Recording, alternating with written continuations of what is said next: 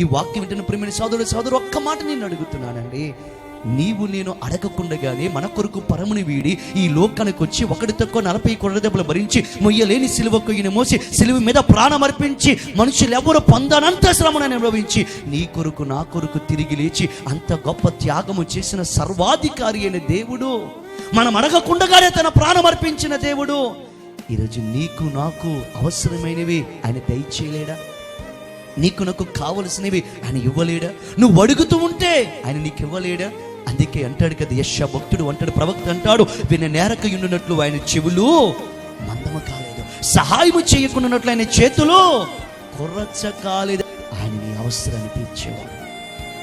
వీడ్చి ఓపిక కలిగి ఉందో దేవుడు. నువ్వు అనుకుంటున్నా అయ్యో అన్నీ అయిపోతున్నాయి అనుకుంటా, కానీ ఆయనకి తెలుసు ప్రతి దానికి సమయము కలదు. నీకు ఏ టైంలో నేను లిఫ్ట్ ఇవ్వాలి, ఏ టైంలో నేను బయటకు తీసుకురావాలి, ఏ టైంలో నేను హెచ్చించాలి, ఏ టైం నేను ఘనపరచాలి, ఏ టైంలో ఆశీర్వాదపు తలుపులు తెరవాలి అన్నది ఎవరికి తెలుసు?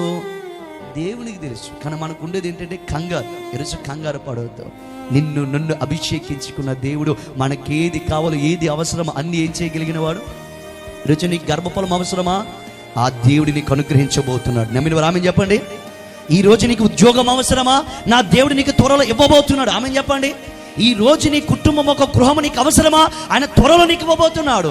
ఈ రోజు నీకు అంతస్తు అవసరమా? ఆయన నీకు త్వరగా ఇవ్వబోతున్నాడు. ఈ రోజు నీ నిందల్లో ప్రతిగా రెట్టింపు ఘనత అవసరమా? ఆయన త్వరలో ఇవ్వబోతున్నాడు. ఈరోజు నీ కుటుంబంలో శాంతి సమాధానం అవసరమా? ఆయన త్వరలో నీకు ఏం చేయబోతున్నాడు? ఇవన్నీ ఉన్నాడు. నమ్మి ముందుకు సాగు.